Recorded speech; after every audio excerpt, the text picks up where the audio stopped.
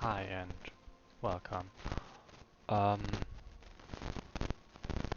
Last time I left off at turn 21 of the final scenario, and the plot twist has already occurred, but I would like to load the save first and then basically give an overview of what happened recently. And hi Necron, I'm glad you could make it.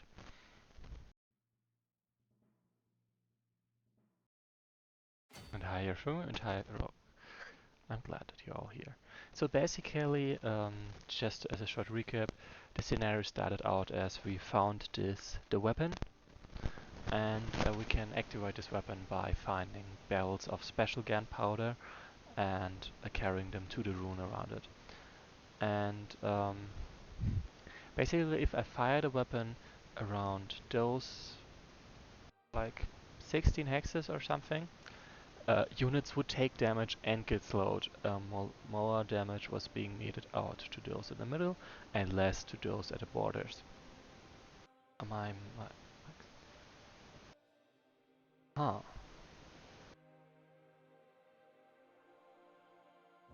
I'm not quite sure what the reason would be for my mic cracking. And please do tell if if that's still the case now. And yeah.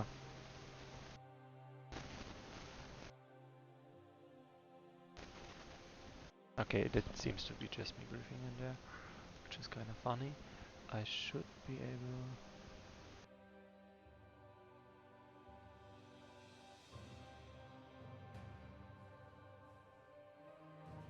It's still noticeable. Noticeable. It cracks sporadically. Hmm.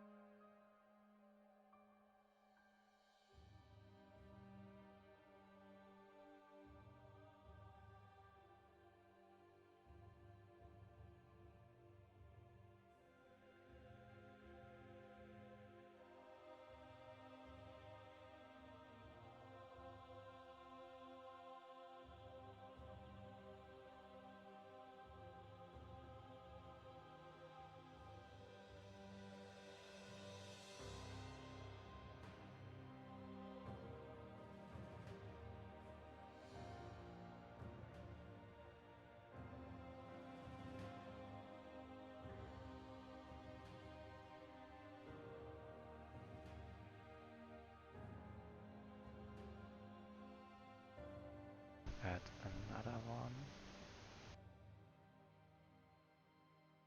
Version. Okay. Let's try.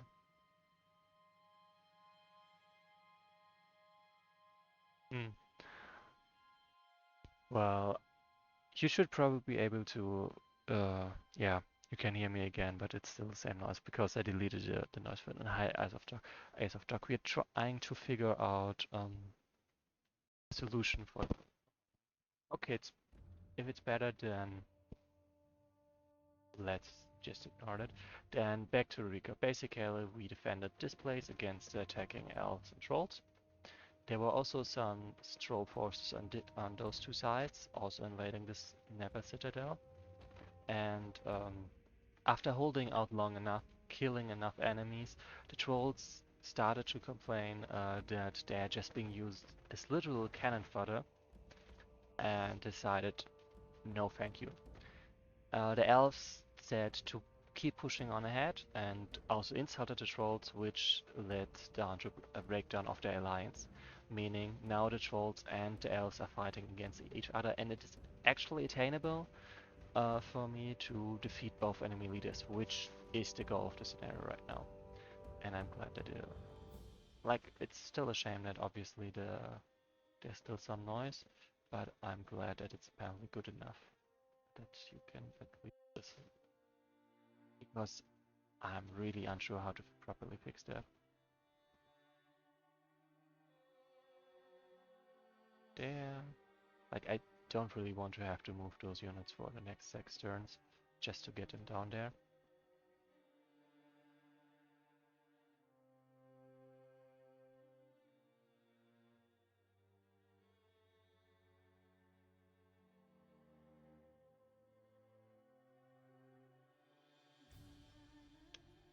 Well, those are close-ish enough. Can just move them, I guess.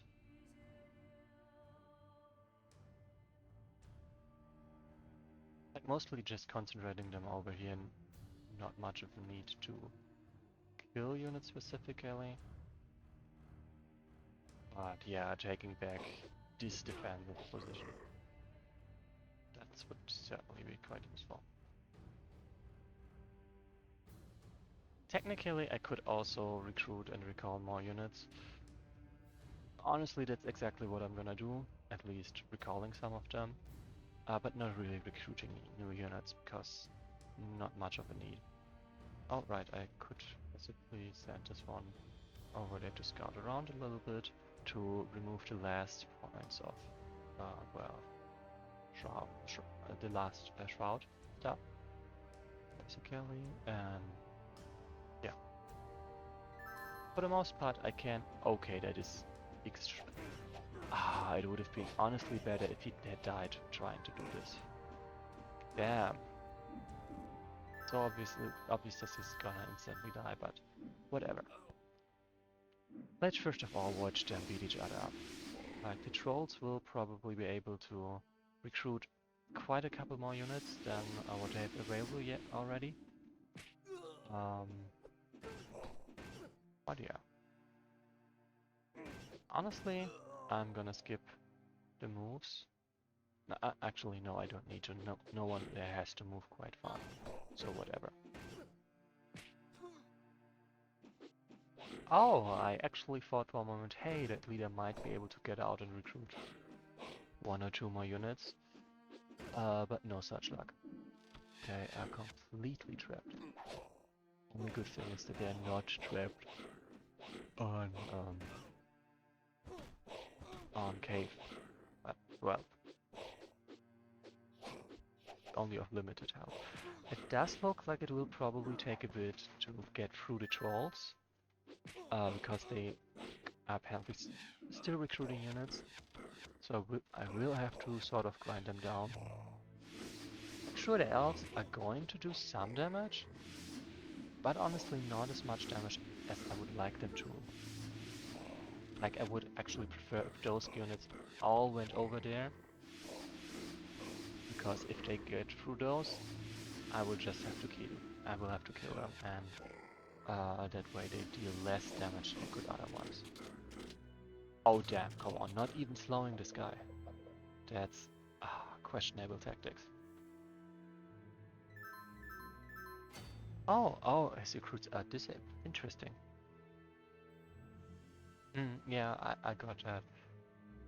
That's... I would prefer if there was a lore reason for that, but if there isn't, whatever.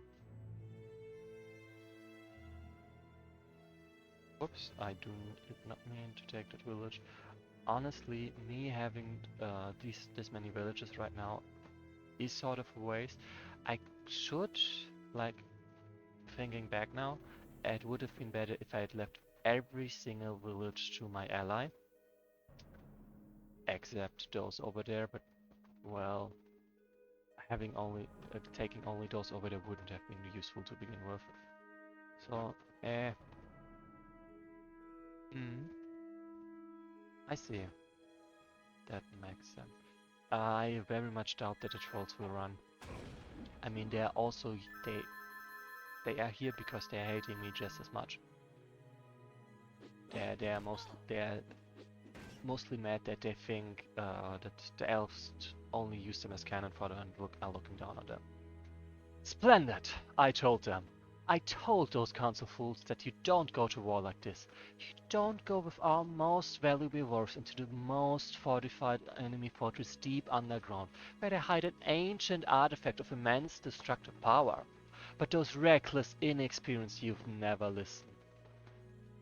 They think the elders are cowardly and sluggish and forgot how to fight. And now they will blame me for this disaster. Stupid trolls didn't help either.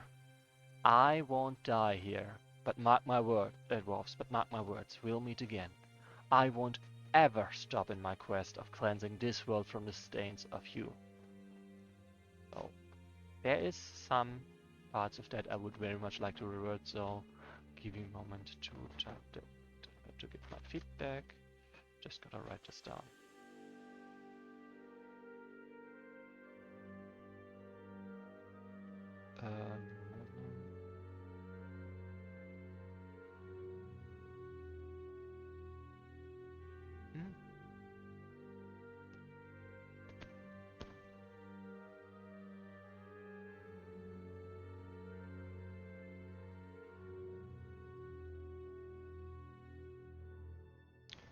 I won't step in my quest of cleansing this world from.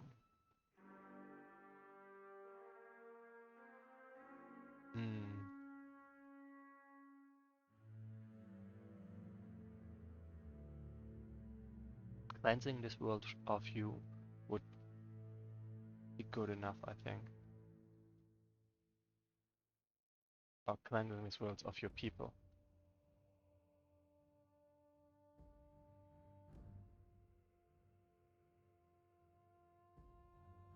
Because cleansing this world from the stains of you makes it more like cleansing the world from the things that dwarves did to the world instead and it's very much actually feels like he means killing dwarves specifically, which is a different quest from stains like you. Or from stains like you.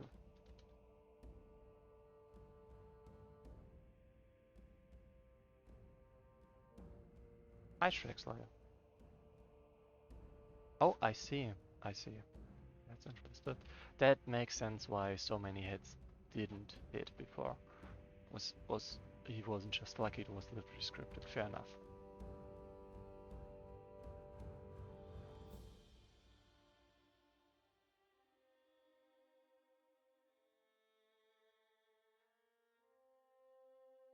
Oops. Oh, he literally left. Ah, those three lovers can't even flee from a battlefield without dropping pompous speeches.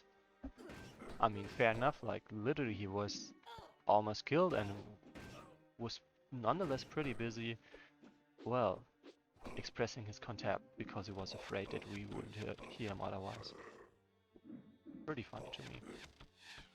Well, those elves are doing quite well. Yeah, those trolls are still sort of breaking through, but without any backup, they are done for.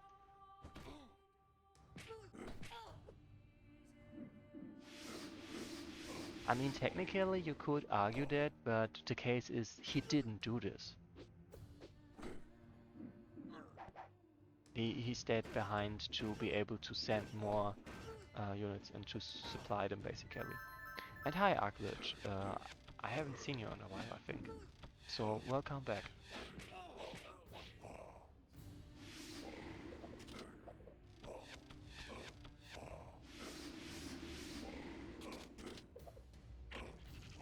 Nice.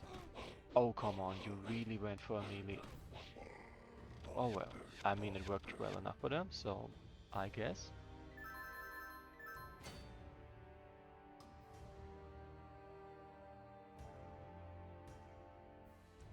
Oh, well, can't change that.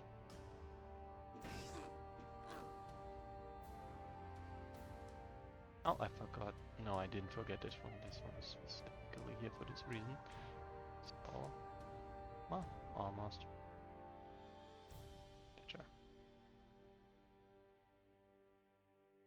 As in, I am very quiet, or the music itself?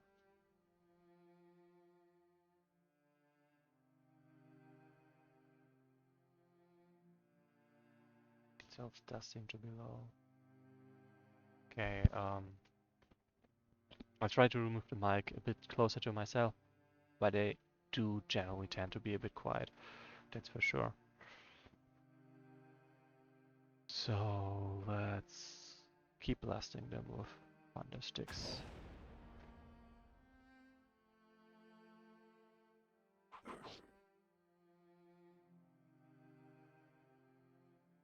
So I'm not really in a rush to tear them down or anything. So yeah. I have plenty of cannon fodder doing this job for me. I might actually instead decide to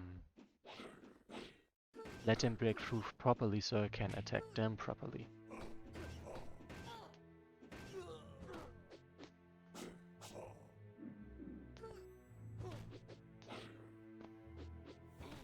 Yeah, letting them break through probably would make it much easier to keep attacking them, to be honest.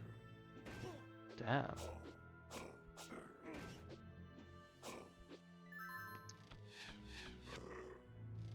Oh, I see, and now they're gonna sort of get backstabbed by the elves, making it easier for me to get at them at soonish. Fair enough. So Aklich, is it better now, sound-wise, or not? So, as I said, I'm just gonna have them hang back. I mean, whatever. Also, by the way, since that first time that Yotanda died, quite a while ago, honestly, you can see that pretty much no one has died since then. Actually, why the hell does my ally... Catbagger mod, is it possible that accidentally you also disable the recruits for my ally? Because they clearly have enough gold, but they're not recruiting anymore. And so I'm kinda wondering if that might have happened. Because that feels pretty odd to me. Nice. Nice. Very nice.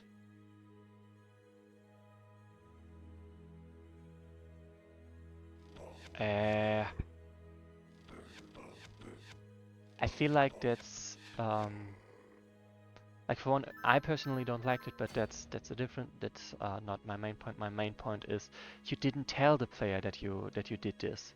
So basically now I'm stuck at expecting him to be recruiting more units and seeing clearly that he could be recruiting more units and him not recruiting more units.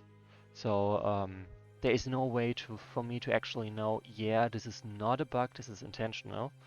And so, yeah, if I couldn't have asked you right now, I would have reported this as a bug and or asked, hey, this happened. Is this possibly intentional? And if so, could you please properly announce that? Because it is it. There is no. Yeah. Actually, same thing for the enemy leader, the green enemy leader. If I hadn't been told that he what's it called? If I hadn't been told by you that his recruits had been disabled, and if he had made it back to his camp, I would have also reported that as a bug, because why isn't he recruiting? He clearly has the gold, and there's no obvious reason given story-wise. Also, another thing that would really bother me about this is that imagine if I had taken the strategy of giving all the villages to my ally, and suddenly they stop recruiting at the most crucial point of time. And I'm like, sure, I don't really need them to do this, but I nonetheless definitely expected them to do this. So that would suck a little bit more because, yeah, all the villages on the dwarves, on my allied dwarves, but no one recruiting at all.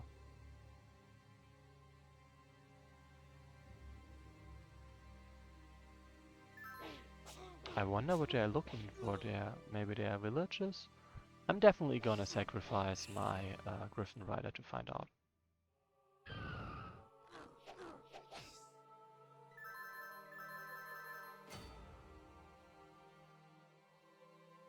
Show me. Okay, there's nothing else there. It's simply not going there. Interesting, so they're not even trying to hold a bridge right now. Which sure makes things easier for me, but again, no real explanation why they would do that.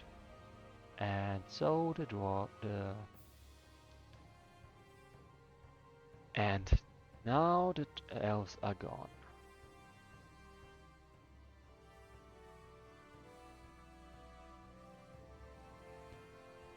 It's actually sort of in line of what used to happen to what's it called?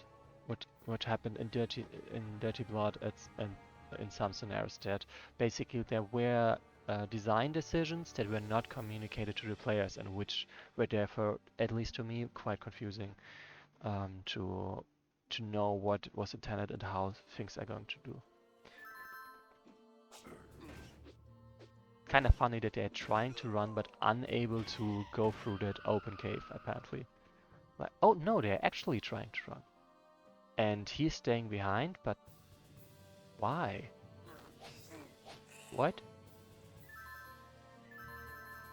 Oh, by the way, the objectives should definitely be able to update. Like, still having the victory condition of defeating Talanim doesn't really make sense because I am no longer able to defeat Talanim because they are already gone. He is already gone. So yeah, I can't really fulfill this objective. Damn, they're blocking really well.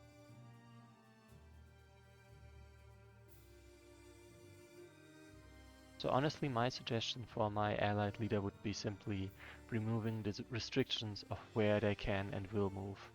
Because previously, clearly, they were not allowed to move beyond this, and that was intentional. That was great. But it's obviously no longer reasonable.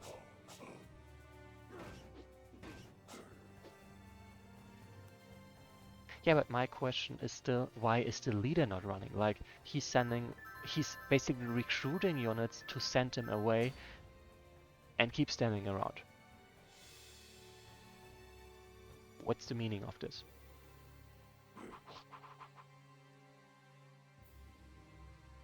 That doesn't make sense to me. Like, if they are actually running, then there is no reason for me to, then there's no reason for him to stay behind. There's no reason why he would die in this fight. And I'm sort of assuming that he's supposed to die in this fight. So that kind of clashes with what's happening.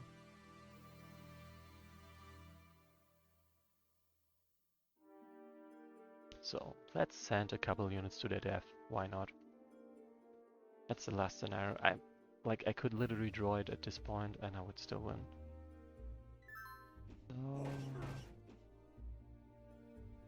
I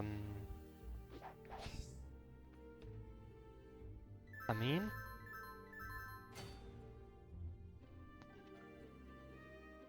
how you could disable this? You probably have some restrictions for this AI, and you could basically, I think you would be able to fire an event. Well, pretty much fire an event and replace the AI. So basically, you don't have to rewrite the AI you have. You just have to make sure that a different one is in place.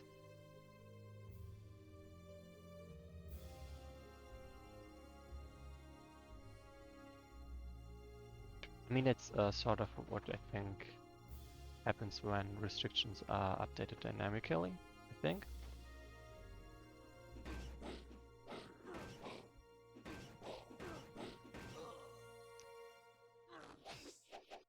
I'll be honest, I have no idea which of my units died, like which of my Pathfinders died there, and if it was a named one, let's check.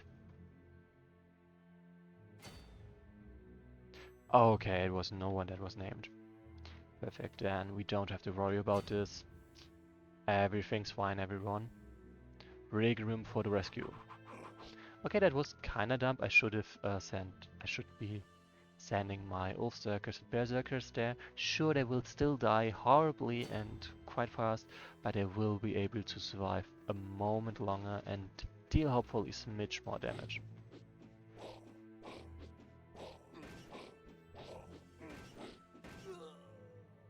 I would say that was a bit more than a smidge, but whatever. I think Beatra the Aya, well, would be quite appropriate. Like I would also love if I had my civilized argument at hand, but Beatra the Aya, considering for the breakdown of the alliance, feels quite fitting. Granted, I still have to hit first. See? I return to the stones, but many trolls have escaped. They will create new tribes. I will dwarfs, you can't put out our trolls' flames. Our time will return. Your time was only held by the bunch of dastardly elves that you yourself killed. From now on, do not destroy the Dwarvish kingdoms, do not populate our minds with your filthy tribe.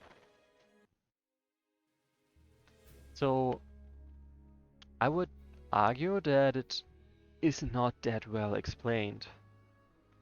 Or rather, you could explain it much, much better. Yeah, that was clear enough.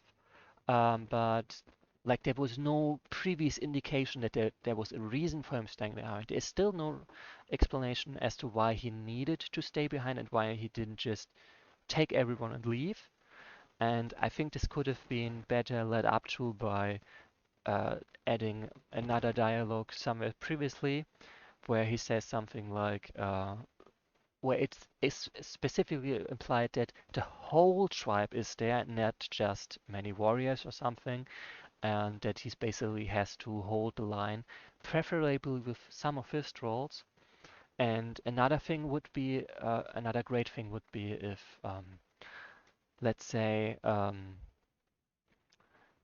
if the recruited trolls were not the ones that were escaping, but if instead something like he would be able to recruit troll whelps, and he would mainly recruit troll whelps, like once they decide to escape, and the troll would they make for the escape, but the troll warriors, heroes, and rock lovers, they try to defend the bridge.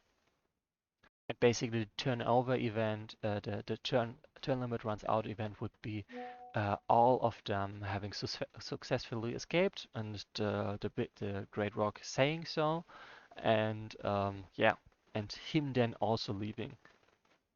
That would be great. But what I'm saying basically, should you sort of added an explanation, but it felt more like an afterthought and not, it didn't have a framework to be well, to be taken as serious as it needs to be. That's what I'm thinking. Anyway, let's go to the epilogue. Just like that, the mighty army of elves and trolls crashed against the courage and ingenuity of the defenders of Durn-Turum. The surviving trolls fled far, far away. They all kept the memory of how their elves had sent them to the depths and pass it on from generation to generation. The trolls began to shun the elves, and their alliance was never renewed. Yabim, Tukrum, Rurik, and their battle-weary veterans rose from Nether Citadel. A multitude of newly arrived enthusiasts greeted them like heroes. For the first time in decades, the dwarves were celebrating a great victory. Soon Yabim declared himself king, and Durn-Turum became an independent kingdom. Many lords welcomed the news. The Lord of Walderborn had no choice but to recognize the realities. Basically, I finished the scenario, and the trolls were actively trying to flee, and their leader apparently stayed behind to enable as many as possible of them to flee, and I went on sort of a rant of why I think that could have been better implemented. Durn-Turum is Durn-Turum. Lord of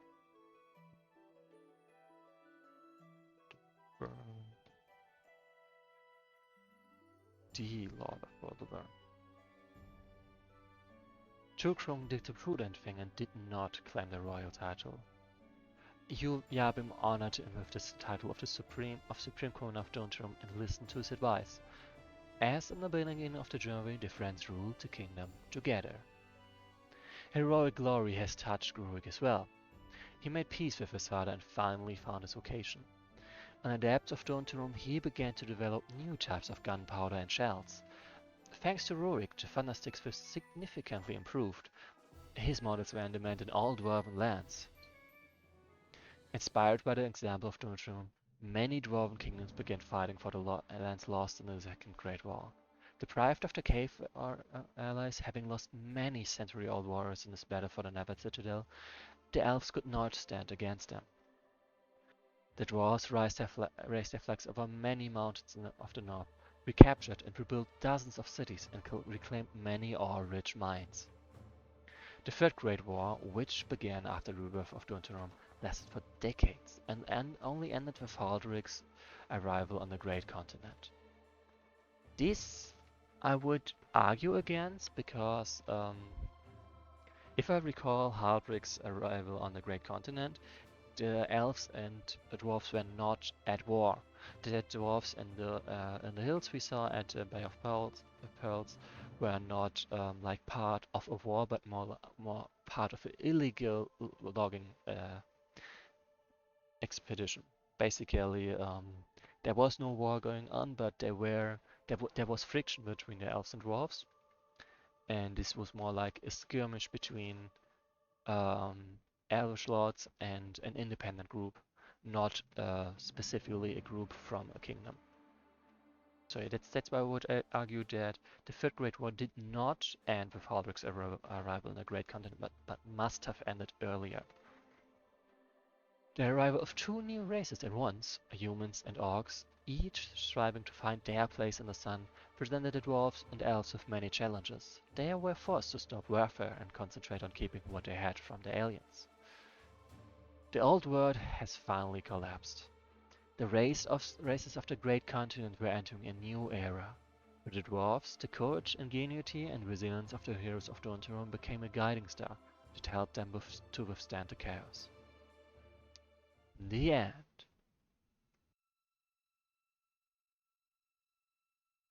Yeah, not all right. The lords basically arrived later to stop the bloodshed between humans, dwarves, and elves. Anyway, as I said, like as was pretty clear, this scenario of course was a bit short because we had almost finished already. But now, thanks for watching.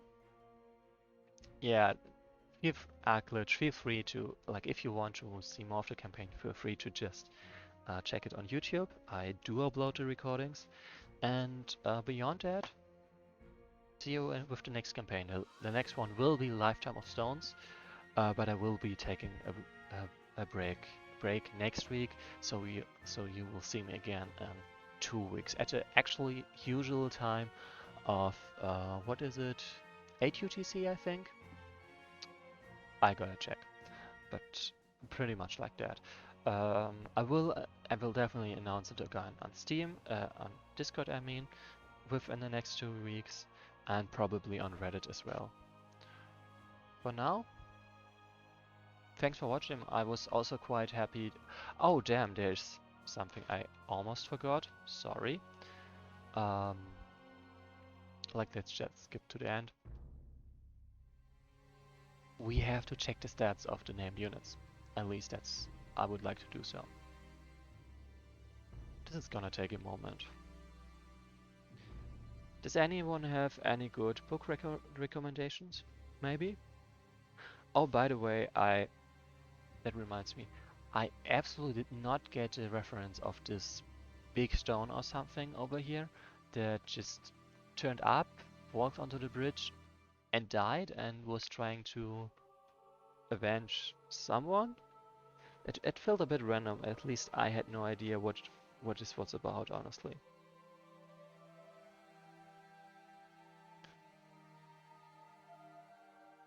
So yeah, you can see I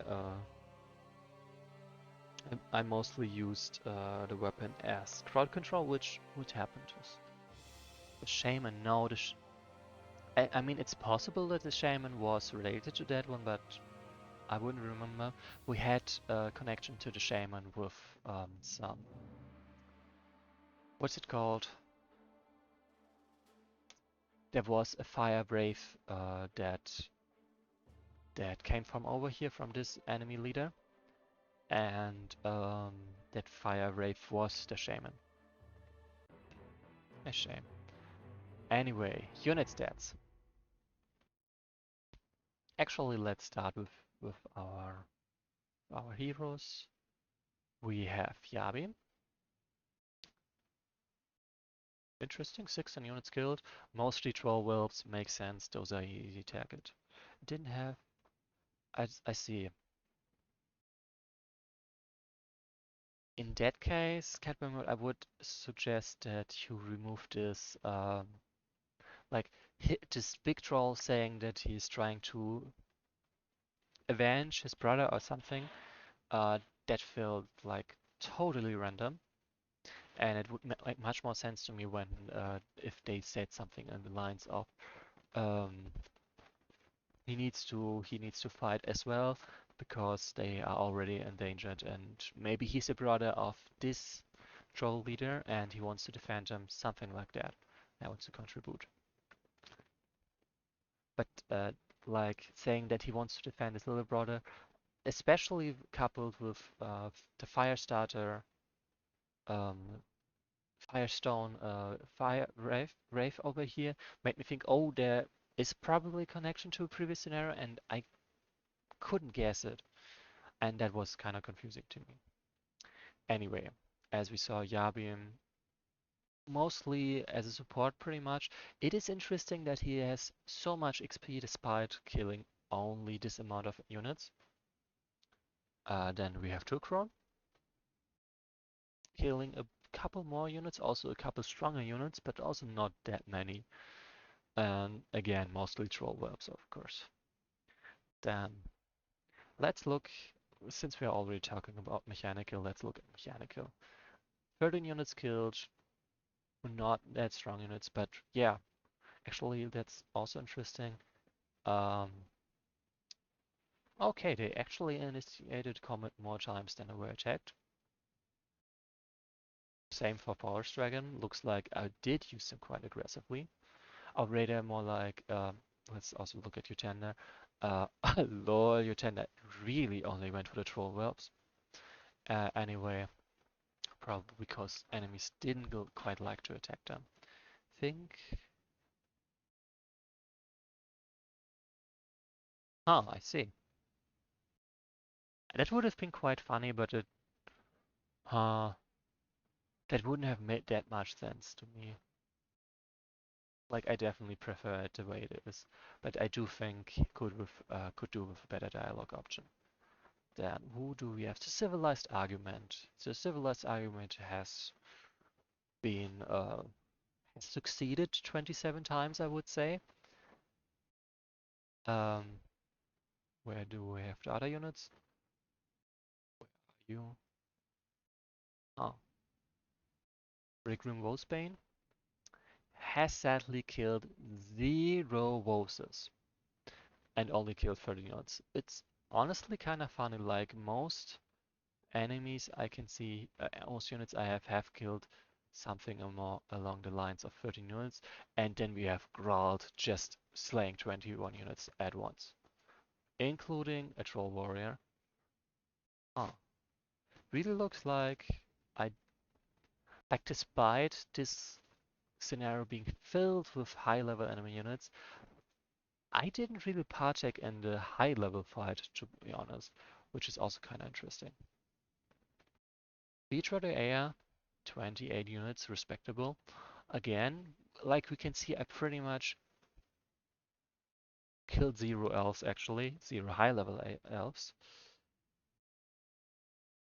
1 hex passage. But yeah, this one was only... No, there is no 1 hex passage right now. Like there is this one, but that was only created by him breaking through there to begin with.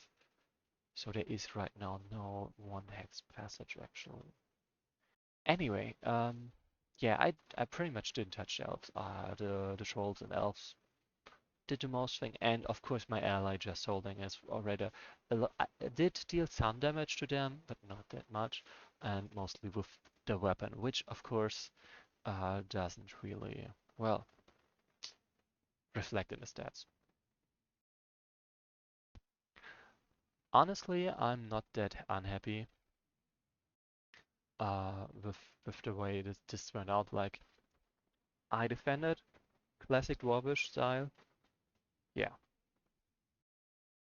For now, to get back, I will be back in 2 weeks' time, meaning I take a break from the stream next week, and I will be returning with Lifetime of Stones, which references this specific battle and Durn-Turum in its introduction. I do not know how specifically how tightly the stories are interconnected. I just know for sure it's probably more like this battle we are seeing here is part of ancient lore pretty much for the trolls of the campaign Lifetime of Stones. Uh, but I guess I'll just have to see him. For now, as I said 10 minutes ago, thanks for watching and see you next time. I will announce the stream sometime during the next 2 weeks, probably on Reddit as well, and it should be on at the usual time of 8 UTC, I think. Yeah, thanks for watching, and thanks for naming so many units.